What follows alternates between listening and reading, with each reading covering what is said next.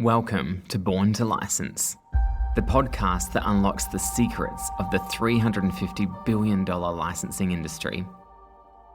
Whether you're a business owner, a creative professional, or perhaps you're just curious about how characters, brands, and IP find their way into our daily lives, this podcast is for you. I'm David Bourne, CEO of Born Licensing and Born to License, and for nearly 20 years, I've helped companies all over the world navigate the exciting world of licensing.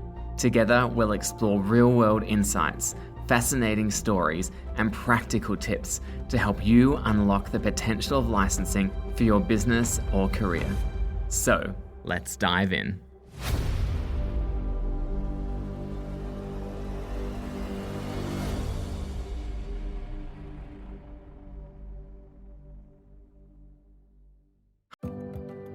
Hi, I'm David Bourne and welcome back to Born to License.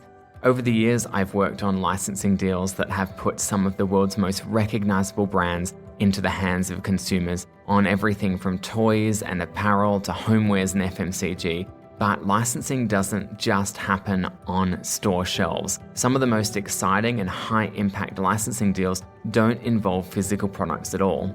In our last episode, we explored the product development journey, how licensed products move from an idea to reality, and the layers of approvals and attention to detail that go into every launch. But some of the biggest licensing opportunities exist far beyond consumer products.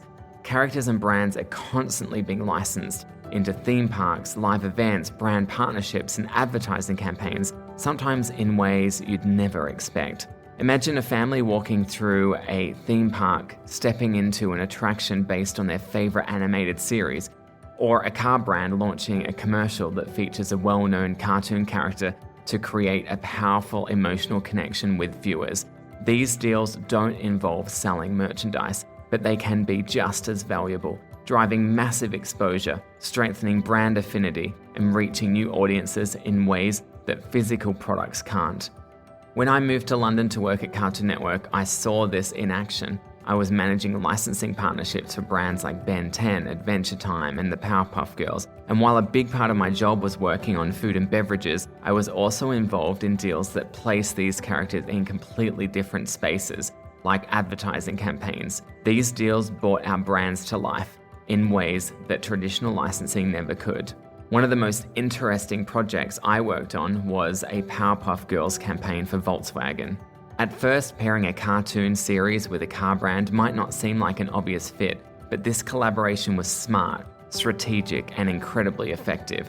It was a perfect example of how licensing isn't just about putting characters on products, it's about finding new ways to integrate them into people's lives.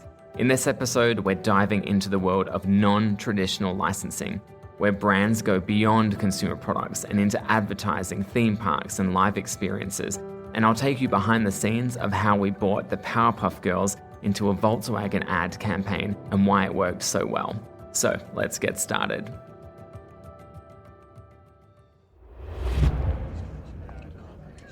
It's 2014 and I'm sitting in a conference room in London across from a group of advertising executives. They're representing Volkswagen, and today's meeting is about something different from the usual licensing conversations I have. I'm used to talking about consumer products, food and drink, toys, clothing, homewares, but today we're here to discuss the Powerpuff Girls in a Volkswagen commercial.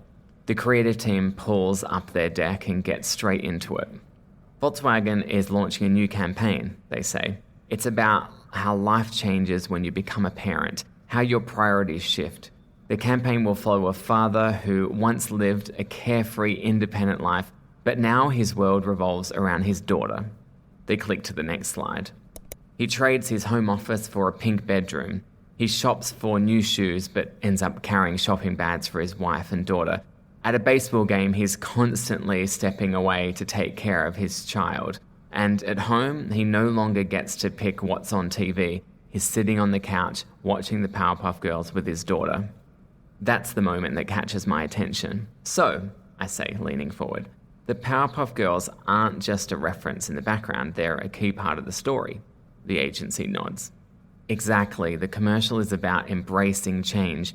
At first, he's adjusting to these shifts in his life, but By the end, he wouldn't trade it for anything. Sitting down to watch the Powerpuff Girls with his daughter isn't just a chore, it's something that he enjoys. It's brilliant insight. The Powerpuff Girls have always had a cross-generational appeal, a show that today's parents grew up watching and now share with their kids. This campaign plays into that emotional connection. But as a licensor, I know this isn't just about creative alignment. There are brand considerations that need to be addressed. Well, I love the concept, I say, but a few things need to be clear. First, we'd need to approve the exact footage being used, and we'd need to see the storyboards and various stages of editing just to make sure we're comfortable with the whole commercial. And second, the way the Powerpuff Girls are positioned in the ad has to be positive. They're not something that Dad is suffering through, but something he genuinely enjoys with his daughter. The agency assures me that that's their intention. Then one of them leans back in the chair and chuckles. You know, when we first brought this idea to the client, we weren't even sure if it was possible to license a TV clip for an ad, he says.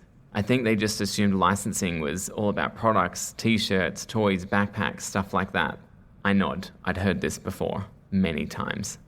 Yeah, most people do, I say. Consumer products are the most visible side of licensing. When people see a brand outside of its original format, it's usually something physical, a t-shirt, a lunchbox, a toy. But the truth is, licensing is so much bigger than that. The agency team is listening closely now. There are plenty of ways a brand can be licensed beyond just products. Advertising is one, but we also license our characters for theme parks, digital experiences, video games, and live events. One of them raises an eyebrow. Wait, theme parks? You mean like how Disney has Disneyland? Exactly, I say. Cartoon Network has its own theme park deals. We've worked with partners to bring Powerpuff Girls, Ben 10, and Adventure Time to life in various branded attractions around the world. It's a huge part of licensing, creating immersive experiences that lets fans interact with their favorite brands in real life. That's wild, one of them says. So technically a brand like Powerpuff Girls could exist on theme parks, in an advertising campaign like this, and on a backpack all at the same time? Exactly, I say. And it all serves the same purpose, keeping the brand alive, relevant, and exciting for new generations of fans. There's a pause as they take that in. I'll be honest, I thought this meeting would just be about securing rights to a TV clip, one of them finally said. But this whole conversation has opened up so many ideas for how brands can be leveraged in marketing. Maybe we need to think even bigger. I smile, and that's what I love about licensing. People come in with one idea, and by the time they leave, they realize the possibilities are endless. Well, I say, let's get this campaign over the line first. Then we'll see where we can take things next.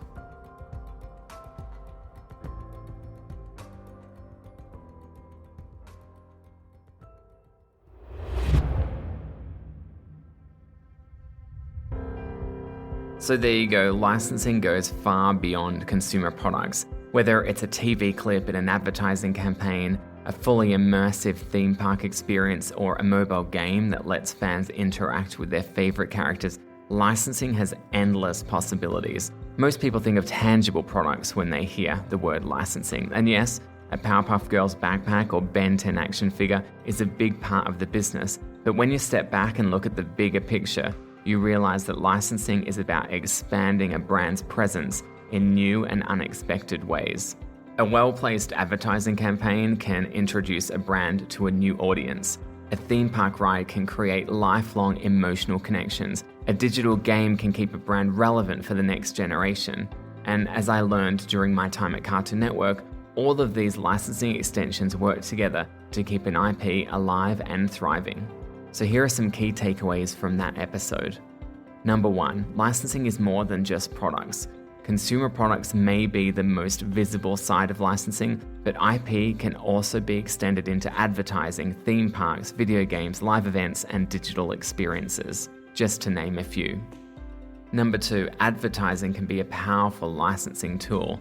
Featuring a brand or character in a TV commercial isn't just about nostalgia. It helps keep the brand relevant and in front of new audiences. Number 3, theme parks and live experiences are major licensing opportunities. From character meet and greets to full-scale theme parks and live attractions, licensing helps bring beloved IP into real-world experiences that fans can engage with beyond screens and products. And finally, number 4, the right licensing strategy keeps a brand alive. A strong licensing program isn't just about one-off deals, it's about strategic expansion, ensuring the brand stays relevant across multiple industries. But while licensing opportunities are vast, there's one non-negotiable factor that determines whether a deal is a success or a failure, and that's authenticity. In the next episode, we're fast-forwarding a few years to when I had already launched my own company, Born Licensing.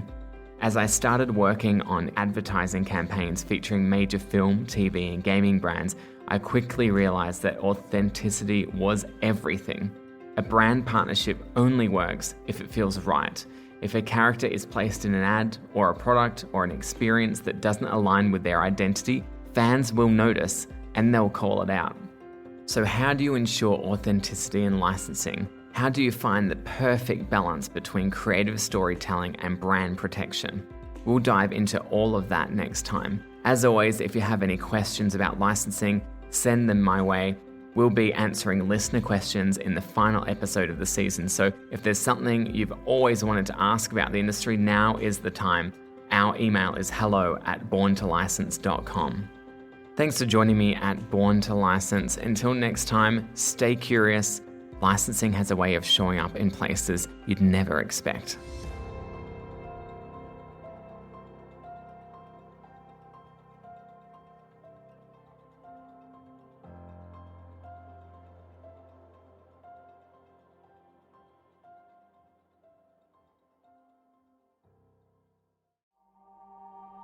Thanks for tuning in to Born to License. If today's episode got you thinking about how licensing could transform your business, I'd love to help. At Born to License, we specialize in guiding companies into the licensing space, helping you streamline the process, surprise and delight your customers, and attract new ones. Visit borntolicense.com to learn more, get in touch, and unlock new opportunities for your business. And if you enjoyed this episode, don't forget to subscribe, leave a review, and share it with somebody who might find it useful. Until next time, I'm David Bourne, reminding you to look closer because licensing is all around us. I'll see you soon.